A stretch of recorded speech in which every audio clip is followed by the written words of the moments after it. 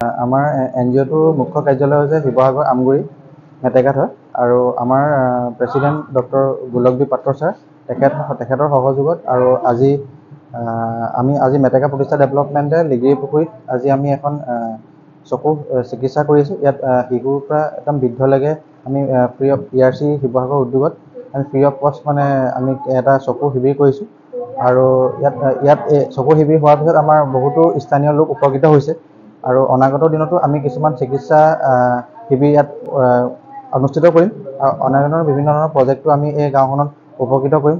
তাৰ কাৰণে মই ধন্যবাদ কৰিছোঁ আমাৰ লিগিৰি পুখুৰীৰ ৰচনা বাইদেউ আৰু চেনাজ বাইদেউ বহুতখিনি কষ্ট কৰিছে।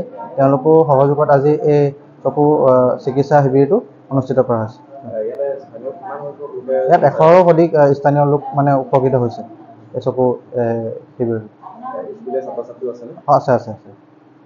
তেখেতলোকক ERC শিৱসাগৰে তেওঁলোকে তাত গৈ শিৱসাগৰত তেখেতলোকে গাড়ী পঠিয়াই দিব আৰু তেওঁলোকে ইয়াত অপাৰেশ্যনটো ফ্ৰী অফ কষ্ট তেওঁলোকে কৰাই দিব। আছে অনাগত দিনত আমি কিছুমান বিভিন্ন ধৰণৰ চিকিৎসা শিবিৰ আৰু বিভিন্ন ধৰণৰ আমি প্ৰজেক্ট আমি গাঁওখনলৈ লৈ আহিম বুলি আশা ৰাখিম।